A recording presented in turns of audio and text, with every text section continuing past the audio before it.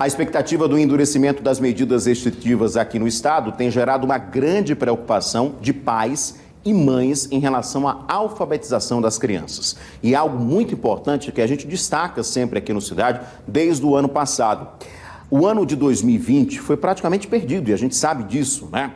E muitas crianças que estão nessa fase difícil, que é da alfabetização, muitas sequer conseguiram acompanhar as aulas remotas ou estão com muitas dificuldades ainda neste ano.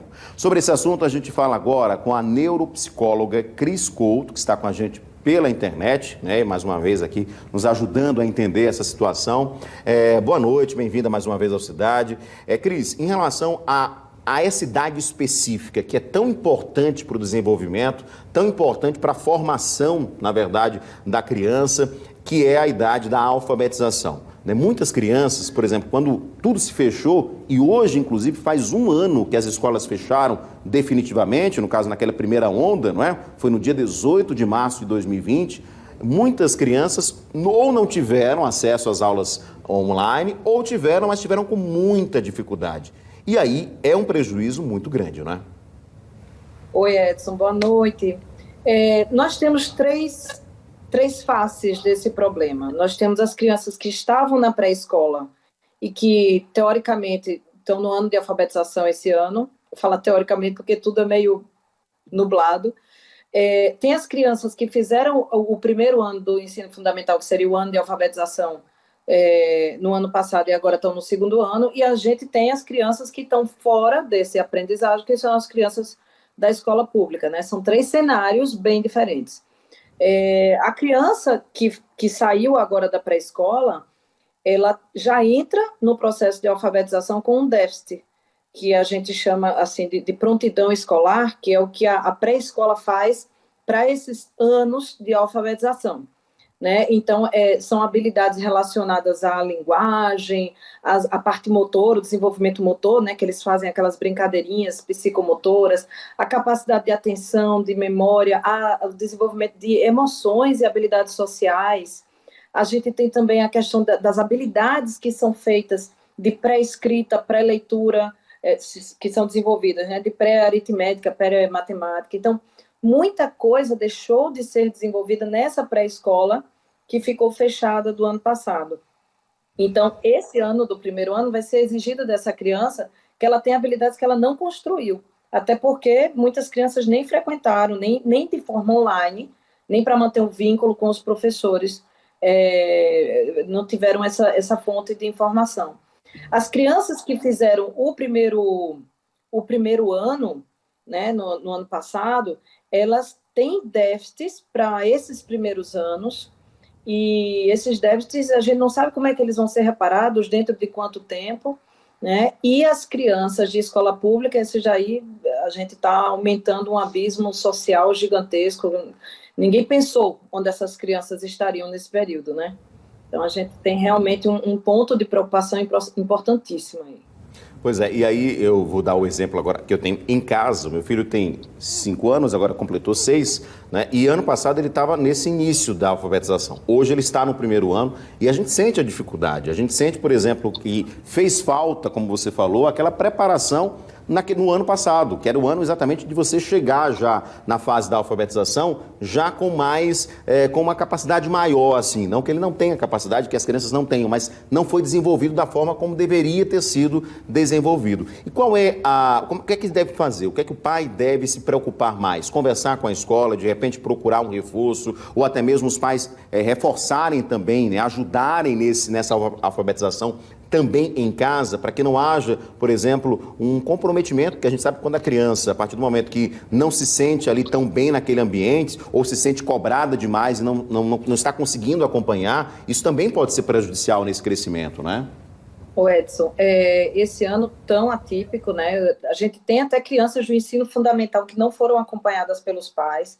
A gente tem um novo papel aí desses pais, não, um novo papel parental, que é o de estar mais junto do filho nesse processo de aprendizagem. E a gente tem também um esforço maior da escola nessa comunicação, de tentar instruir o pai, para fazer o que a professora deveria fazer em sala de aula, porque o processo de alfabetização, ele é muito abstrato, ele não é só decodificar, ele envolve literacia. Decodificar, que seria transformar a letra em som, e codificar, transformar o som em letra. A literacia é quando você se apropria dessa habilidade. É quando você deixa só de ler, né? Você vai além do ler, você vai para o interpretar. Então, isso tudo, a professora na sala de aula, ela consegue sentir naquele aluno que está com um déficitzinho maior, ou que já desenvolveu a habilidade. Online, isso é muito difícil, e os pais não estão preparados, digamos assim, pedagogicamente falando, eles não têm, a não ser que sejam realmente formados em pedagogia, mas os pais, eles não têm essa formação. Assim como você, eu tenho uma pequena também que fez o primeiro ano no ano passado, mandar um beijo para ela, Maria Tereza, que está me assistindo, e ela teve nosso acompanhamento, ou eu ou meu marido, a gente estava do lado, acompanhando, fazendo as tarefas, perguntando, temos grupos de pais, né, do WhatsApp, e as dúvidas eram compartilhadas. Outra coisa muito importante, Edson, é assim, o ensino online, de forma alguma, ele é a melhor forma de ensino, tá? E principalmente para esses primeiros anos da escolarização, de alfabetização. Mas ele é o que a gente tem agora para o momento, seja de forma híbrida ou integral, né? E os pais, eles não estão sabendo lidar muito bem com isso. Então, na frente da criança, eles falam mal do ensino, falam mal da preparação da professora, eles criticam, eles xingam. E, assim, a criança vai internalizando aquilo e, na hora dela sentar para assistir essa aula online, satisfeita ela não vai, porque ela vai estar imaginando que ela está indo para uma guilhotina ou alguma coisa horrorosa que não é benéfica para ela. Tá? Então, assim, os pais têm que ter esse feeling para passar a aprendizagem, seja da forma que for, de forma positiva, né? Seja online, seja presencial. Pois é, e tá junto, né? Tá acompanhando. Tem que estar. De forma online, não vejo a criança prosseguir no processo de aprendizagem sozinha. E liga o celular, liga o computador e abandona a criança e não dá uma assistência para ver, porque não existe atenção, que a criança não consegue sustentar a atenção por 4 horas seguidas de aula, por 3 horas seguidas, nem a gente consegue. Então, a gente tem que dar uma parada, levanta, toma um café. Imagina a criança, que não tem nem noção para que está aprendendo aquilo, né? Complicado.